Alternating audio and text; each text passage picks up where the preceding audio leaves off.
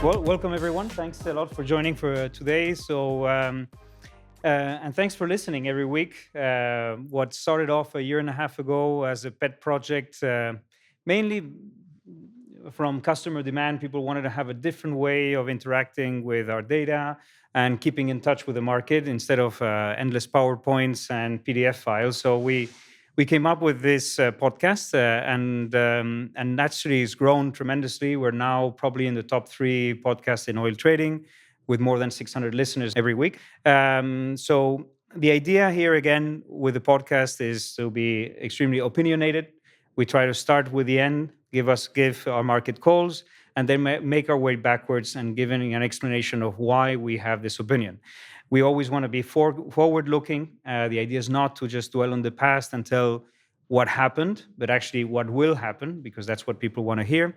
We're trying this for the first time, do it live. It's quite exciting, so it's a bit nerve-wracking. But here we are, and let me introduce you to the team. So we have Neil, James, and Phil together. Thanks today. very much. Hey, guys. Thanks for joining. Thank you. So we have a lot of things in the docket today. Mostly, there is this new changing world order, and it's a fact. And it's not making things easy in terms of trading opportunities. That's for sure. The way that the map of the geopolitical map is being redrawn is creating shockwaves in the energy market, and as a consequence, it's as I said before, it's not an easy environment to trade. But here at Sparta, we believe that disruption can be an opportunity as long as you know where to look for. And so today we're going to spend some time, 30, 45 minutes, investigating this environment. And we're going to split the conversation into 4 parts. The first part is essentially around the oil glut. We've been talking about, or the market has been talking about, an oil glut since already probably mid last year. And but the crude spreads remain stubbornly backwardated. So the question is there a glut or not? Is there evidence of that? And the other more controversial question is, do fundamentals actually matter in this market? And that's what we're going to investigate. The second part is understanding, okay, in this new geopolitical environment, what is the impact, if any, in terms of trade flows? And understanding that scenario will then lead us to, okay, what do we do about it? What are the opportunities in the midterm, and then in the short term, which is obviously our specialty. So, Neil, why don't we start with you in terms of the oil glut?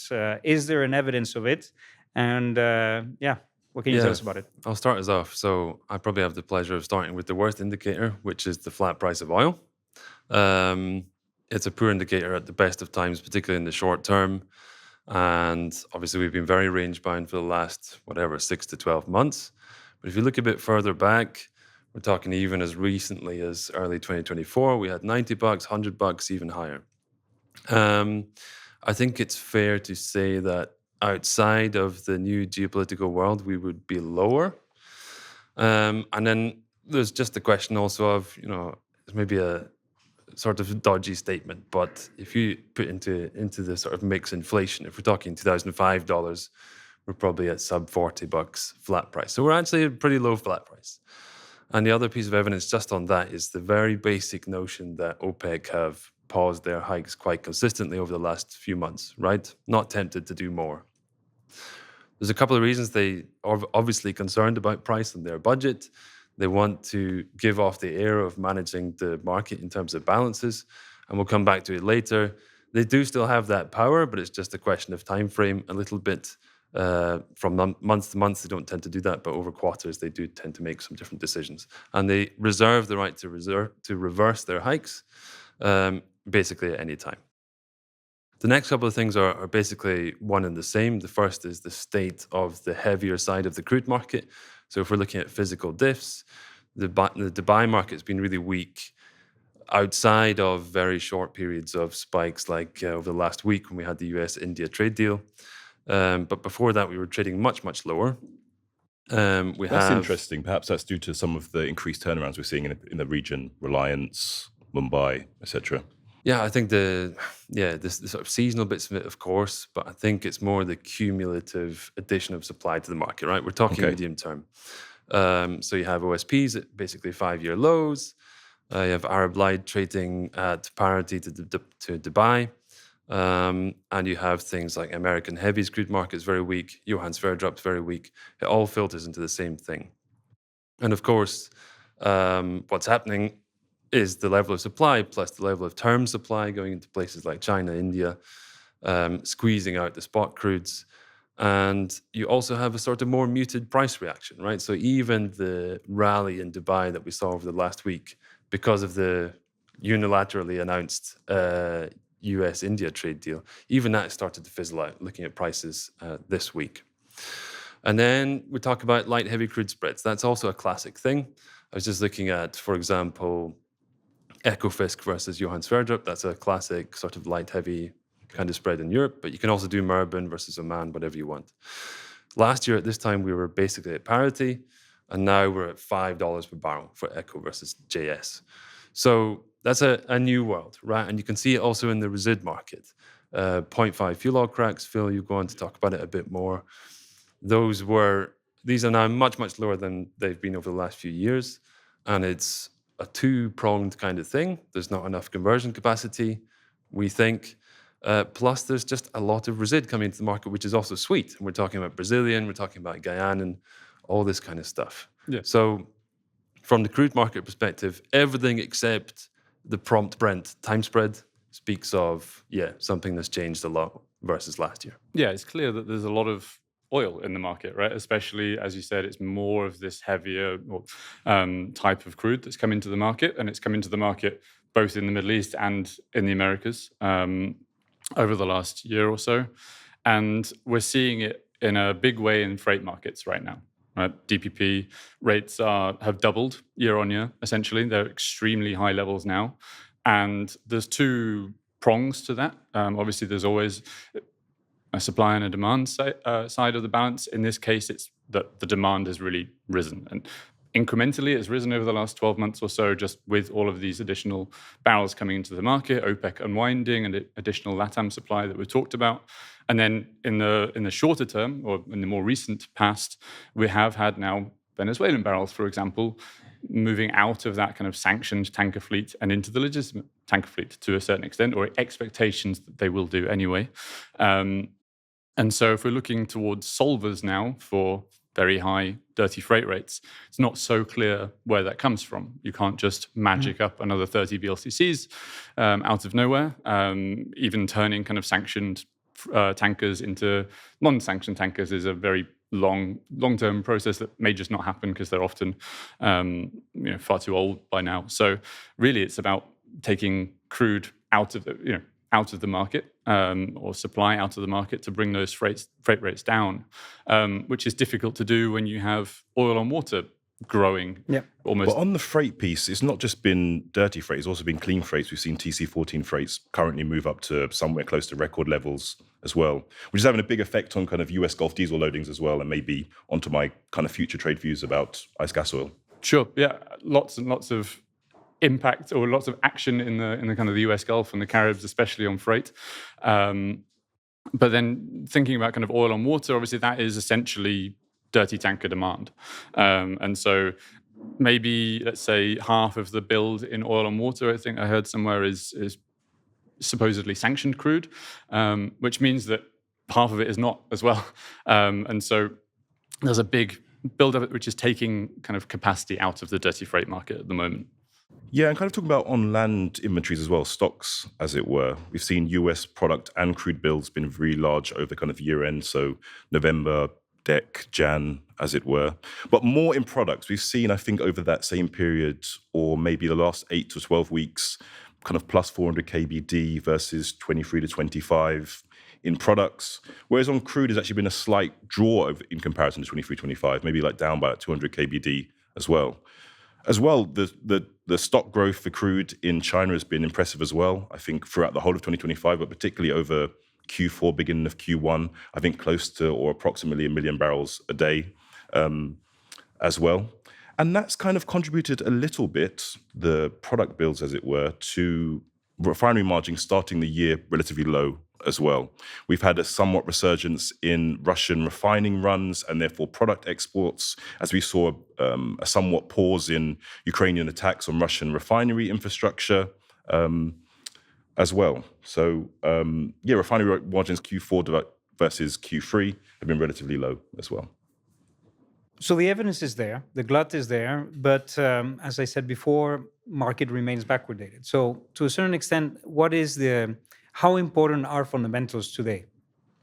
I think the answer to that is that it seems like they are less important than they were, right? I'm trying to really, in my mind, the split happened a couple of years ago. It felt like I've had a sort of 12-year career as an analyst. Pre-COVID, it was much more based on sort of medium term. Okay, I'm going to understand what supply growth is over the next few months. Demand is going to be X, Y, Z. And it just feels like since COVID, it just got worse and worse. And the last year has been particularly bad in terms of the sort of news cycle as well. And that's something, Phil, you'll go on to talk about in terms of the speed of it. I think it gets less and less important. And part of the reason also is that more and more of the market is starting to become controlled by one country or a group of countries. And there's more factors that are one-off and big.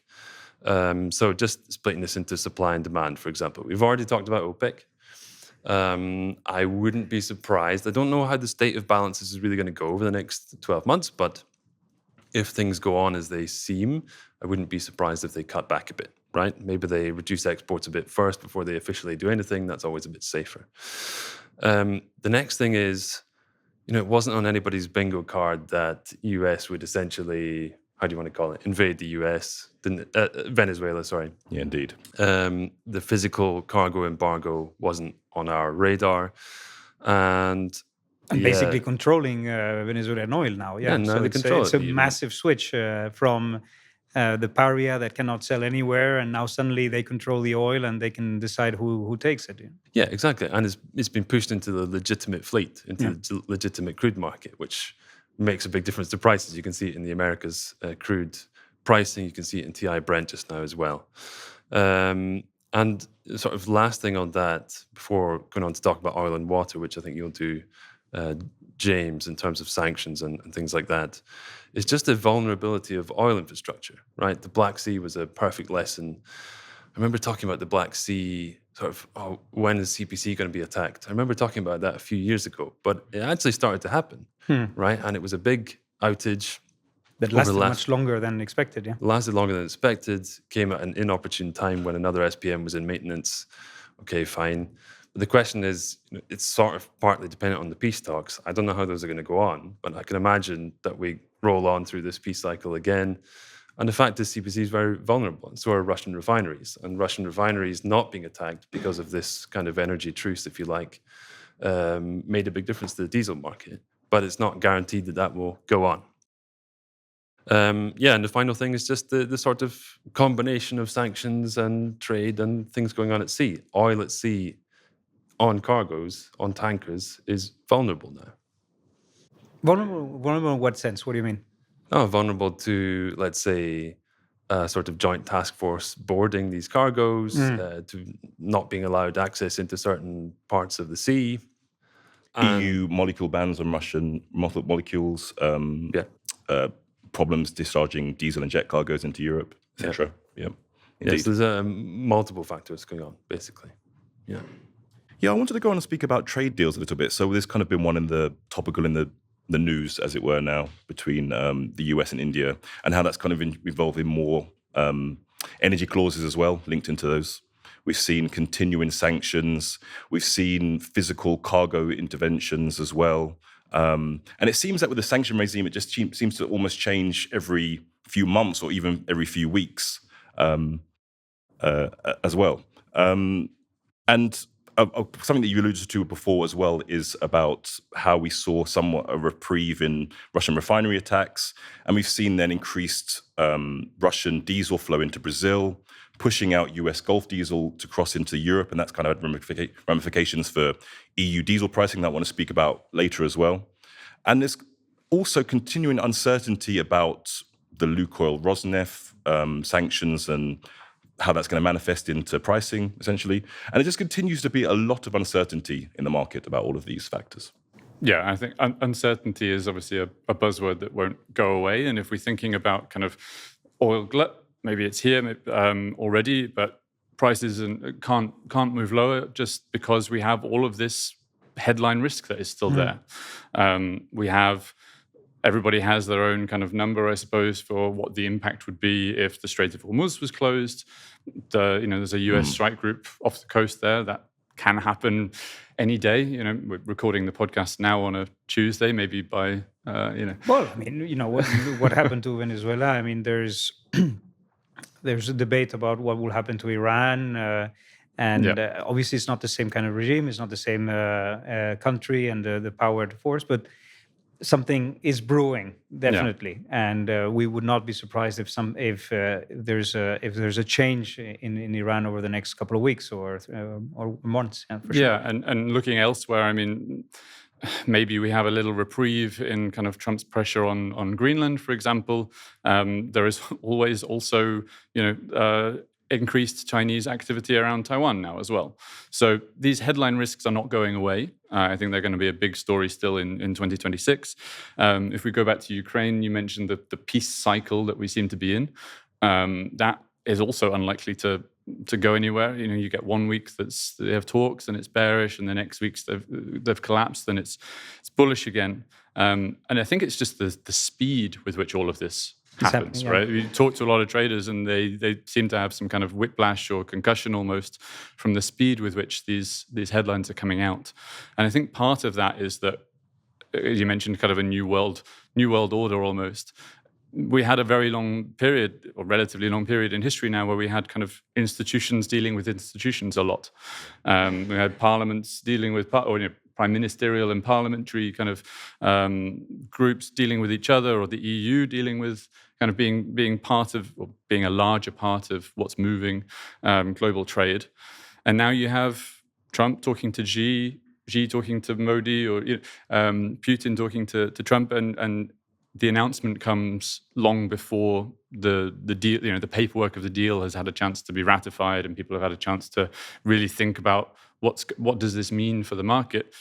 Boom, you get an announcement and you have to react immediately, even if the physical barrels don't actually move. And it's unilateral, right? Because basically Trump said India would stop buying Russian oil, and there hasn't been a peep out of the Indians, as far as I've read, right? There's no confirmation that is actually part of the solution. Yeah. So, what do you do with that information, right? You basically just have to stick to what the Indians do. Oil or energy is being weaponized as part of trade agreements, and that was never the case before. You had, a very fluid kind of trading environment where oil can go from anywhere to anywhere, and now it's a tale of two different markets, and ever switching, like we've seen with Venezuela. We maybe see again with India. You talked about Brazil, but I wouldn't be surprised that then the US start putting pressure on Brazil to stop buying Russian oil. And it's a domino effect that they keep falling, and there's a crackdown on that oil, and it's all part of this Russian-Ukraine war going on. So it is difficult. It is a completely different world environment, and in that sense. So just coming back to what we were discussing is. So the glut is visible, the cash divs, the differentials between heavy and light, all of that is there.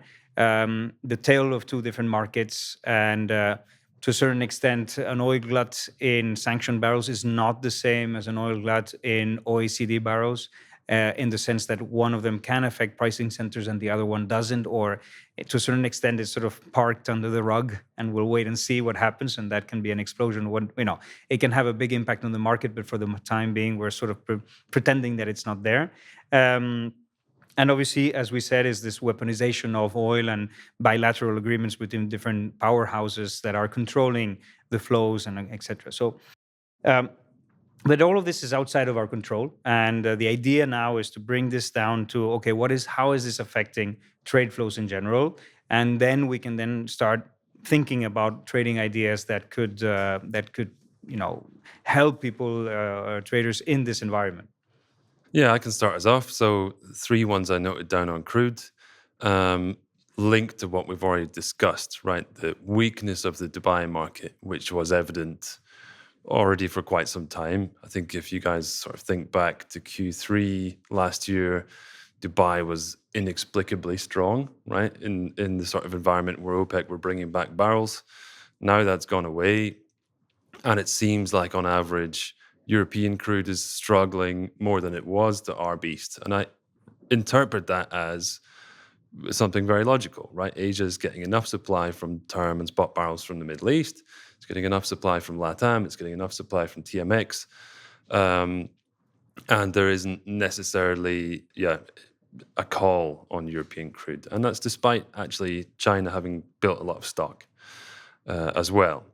The two other things related to that, one is the TI Brent spread. I think on average it's getting wider. There's a couple of kind of confounding factors there. One is freight. Obviously, when TD25 is as strong as it is, that naturally tends to push out the paper TI Brent spread, right? That's fairly simple. But the reason that freight is so strong is also because there's so much supply out of the Americas, right? Yeah, That's indeed. part of the reason, at least, in addition to sort of oil and water building. And TI Brent is doing the job to overcome that extremely strong TD25 at the moment. Yeah, and that exactly. So the TI arb into Northwest Europe, of course, it's impacted by the Iran kind of story just now, but it's way, way more advantageous than we've seen it in quite some time, or almost ever since we built our crude tool.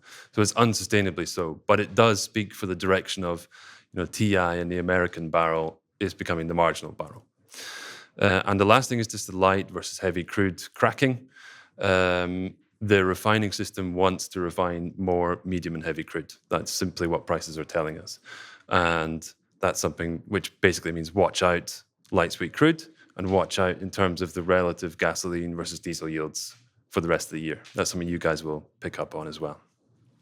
Yeah, on distillates, where are we now? So we've seen those strong crude runs in the US Gulf. That's a result that we've seen the US Gulf arb to Europe on diesel be much more open over the last period of time than, say, Q3 last year, for example. We've seen record levels of diesel jet for a while, diesel from the US Gulf being exported to Europe as well.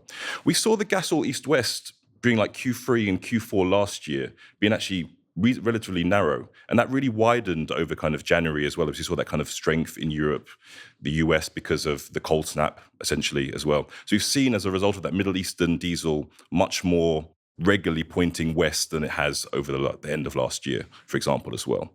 Now we had like a few factors happen in the jet market. We saw El Segundo refinery in the US West Coast have a fire, be out for a long time. We saw also increasing Kero demand in East Asia as well. That really superpowered Singapore regrade. And as a result, we saw closed arbs for jet into Europe as well. That's lent a lot of strength for European jet pricing over the last period of time as well. Yeah, and I suppose for gasoline, we have had probably the least impact on gasoline from a geopolitical standpoint. And instead, it has been more fundamentals driven, refreshingly. So we've had a lot of refinery capacity being lost in Europe over 2025. And that has helped to reshape some of the signals that we would typically look at for judging a TA arb, for example. It seems that there's a less of a need to make RBOB work, make the RBOB arb work. And instead, there are component flows to pad one, but the European gasoline market seems much more content without needing to rely necessarily on an active RBOB arb, or even being kind of the European gasoline market would have historically not reacted well to open blend margins in ARA, open EBOB blend margins. Yep. Those, now that the European market is that bit structurally tighter, seem to be able to stay open for longer. Again, kind of keeping those components in Europe and without needing to really rely on the exports to the same extent. Naphtha, on the other hand, much more geopolitically responsive. Probably just because if you think about Iran and Russia and Venezuela, they are all big naphtha markets, right? Iran and Russia are big naphtha suppliers. And so when there's issues with increased sanctions or potential military action, that does widen your your east-west in favor of moving those naphtha barrels east. And then if we think about Venezuela, now the diluent that you need to get the crude out of the ground seems to be coming from the US Gulf rather than from Russia, takes those US Gulf barrels out of the market that potentially went to Asia, keeping it now in the Americas there, which is also strengthening your east-west in terms of tightening that Asian balance on naphtha. So moving on to what does it mean in terms of trade opportunities? How do, now that we understand the new trade flows, the new environment, what do you guys suggest in terms of, let's start with the medium-term kind of opportunities. How does someone trade this market? Yeah, very good question. I can start with a couple of ideas. The one thing we haven't talked about, or the one thing we've avoided so far, is the kind of Brent prompt time spread, right? And I think the thing for me, given the uncertain backdrop, is we need to have more of a cushion in OECD inventory for a couple of reasons before we can get any kind of contango, but also to basically cushion, or let's say minimize the price reaction to a lot of these disruptive kind of headlines. I'm kind of surprised about how little the US has built crude, or the OECD has built crude. I think that's partly event-driven at times. So CPC, an outage like CPC doesn't help. It sort of drives TI into Europe. Cold weather doesn't help when you take off a lot of US crude supply. But honestly, I thought we'd see bigger builds already. Yeah, I think that can still change. One of the reasons on top of that is probably just the strength of US crude runs. So those were extremely strong over the last few weeks and months, and that helped to build product over crude. That can still turn around. We've got slightly weaker margins. We've got turnarounds coming up. The second thing is just the risk to supply, right? I think the risk to supply is skewed towards the heavier side of the crude barrel. We're talking about OPEC cutting back. We're talking about risk to Russian infrastructure. We're talking about increased sanctions enforcement. And we're talking about Iran. Obviously, that's the main sort of topic of the day just now. So I think in terms of light, heavy crude spreads, in combination with the refining incentives we currently have to refine less lights, there's probably a light, heavy crude spread trade in there. We probably already peaked. I think picking up on that kind of light, heavy incentive, if we think about product markets over, let's say, the next 6 months or so, if we are looking at kind of an incrementally or on average heavier barrel being refined, then maybe we are taking light ends yields out of the market, incrementally probably more naphtha than finished gasoline if we're expecting kind of more cracked naphtha supply or more kind of complex runs. And so the first kind of interproduct trade spread that we can think about is gas naphtha. We have been bullish for Q2 gas naphtha, but I think a lot of the fundamentals for that have turned around. Yeah. So we talk about in the next section some of the details of why we might be a little bit more bearish gasoline in particular than we have been. But certainly from a kind of longer term perspective, it would make sense now for a narrower gas nap just from the supply side. And if we think, I might give you a little heart attack when I say this, but also RBOB heating oil spreads. I think the Widowmaker. The Widowmaker, exactly. It's less of a bullish RBOB trade idea and more of a bearish heating oil one. Just on account of the fact that I think over the last few weeks, the RBOB heating oil spread has been very volatile, but further down the curve, it's remained relatively more in favor of heating oil than probably fundamentals would justify. Sure. Especially if we think about the fact that we would be expecting, on average, this heavier slate in the US and elsewhere to be refined. So just on a kind of forward yield basis, I think that we should be relatively more bullish gasoline than heating oil.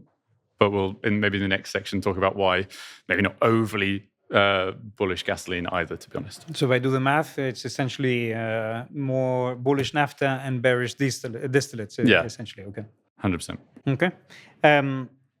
So just to summarize a bit what you were saying on an opportunity there for the crude spreads, if we do see that glut on the OECD, interproduct spreads, particularly around distillates and naphtha, with gasoline somewhere in the middle.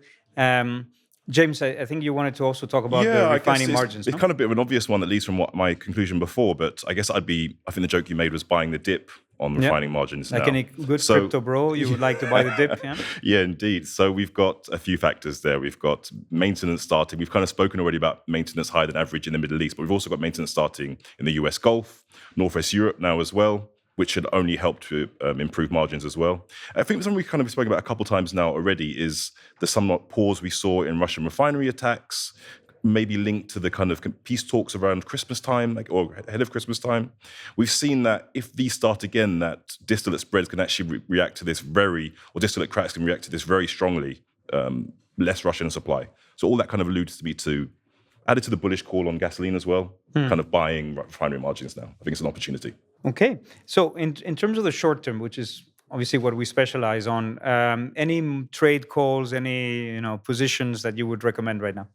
Yeah, we always do this every week. I guess I would still be generally bullish to spot Middle Eastern crude diffs just now. They just look very competitive from a margin perspective. They look competitive from an ARB perspective. There was a bit of a rally on the India-US trade deal news, but it hasn't really turned the ARB picture around in our data yet. So I think as this thing unfolds in India, we'll get a bit more of a rally there. And of course, the Indians are also in the market for short haul crude because freight is just very disadvantageous, right, for the long haul stuff. Yeah. The second thing, I guess, is TI Brent in the end. I think it looks a bit too wide. And partly that is down to, as we already said, the economics to put TI into Europe are just extremely unsustainably strong. And the second thing is, I think there's a bit of the consensus is that a lot of Venezuelan crude is going to go to the US. And for various reasons, it might not fit that well into the US system in the levels that it used to do. And the second reason is we already saw over the last couple of days, the Indians taking 2 VLCCs. I think the Indians are interested for the right price.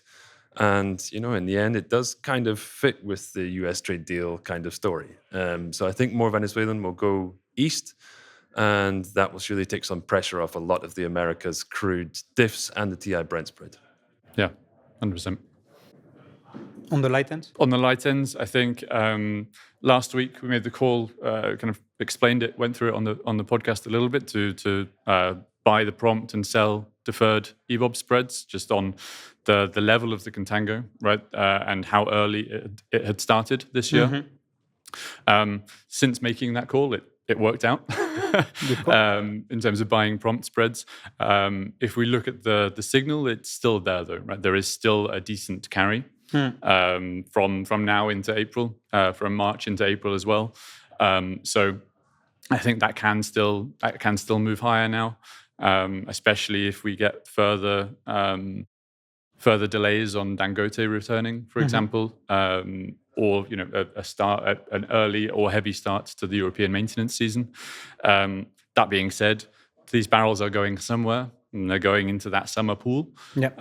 So April, May is still trading just about in backwardation. Last year, for example, when we had not even as strong a contango signal as we've had this year, we ended up with April, May in a contango as well. As we went through March, it became apparent that there was a lot of barrels in storage. I think that can very well happen again this year, and maybe even to a larger extent. So yeah, buying prompt and selling deferred EBOB is probably the one that I would hang my hat on and for as now. you said last week, I don't know how it has evolved since last week, but the contango on a summer to summer spread for March April was even stronger than the Feb March right now. So it's telling you a story there that we are actually storing a lot of summer grade. it is surprising that you still see an April, May in backwardation. And especially because that signal is so much stronger in Europe than it is in the US. Yeah. Right? RBOB contango is nowhere near as inducive. If you do that kind of same F1 carry kind of calculation, it doesn't work anymore. So, yeah, very much that pressure on Q2 EBOB now. And what about gas naphtha? Well, you mentioned it before. That's if you'd asked us in December, we were relatively long gas nap, partly on just the last couple of years. As you move into summer, it's always done that, and I think there are now, as we've laid out, reasons not to be anymore. Yep. What about distillates? What's the market call? Yeah, well, we talk about like the year started quite strong supply-wise, but I think things are about to change. I guess ice gas oil spreads have been on a bit of a downward trend over the last period of time. I guess they're going to find a floor from here. I guess I'm quite bullish those. Some of the factors for that. So US Gulf runners have been quite strong, but they should be coming off now into a turnaround period. We've seen those high TC14 freights close the US Gulf ARB into Europe as well. That's kind of one bullish factor. We've started to see the gas oil east-west over the last period of time start to narrow as well, forcing some of these Middle Eastern cargoes east as well. So that kind of leads me to that as well. And that kind of leads into a conclusion that I think we should also start to see the gas oil east-west start to widen from here again as well.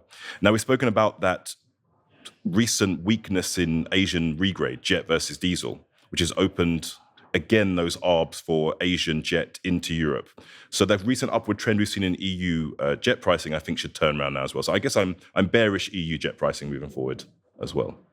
Anything on fuel oil? Or I mean, the high sulfur east-west recently has really kind of moved to open up, or to try and pull molecules into Asia. Seems to be largely kind of linked to Venezuelan story and Venezuelan residue kind of staying, or likely staying in the Americas rather than going to the east.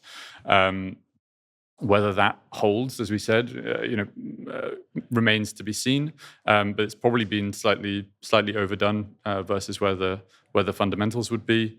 And we've talked about how the 0.5 market has been pretty weak for a while now. If we're looking at kind of RFCC margins, they're very strong. So now we just need that RFCC capacity to return. And a big one is obviously, the Dangote RFCC. It's taking those low sulfur barrels out of the market for it to be run through that unit can maybe be the impetus for that market to turn around and start to see some strength again. Okay, well, I think that's all we have for today, guys. So it's a wrap. Thank you very much thank you too. for your time. Thanks, it's a new experience, and let's keep doing it. Yeah. Thank you. Yeah, look forward Thank you to very it. much. Thanks.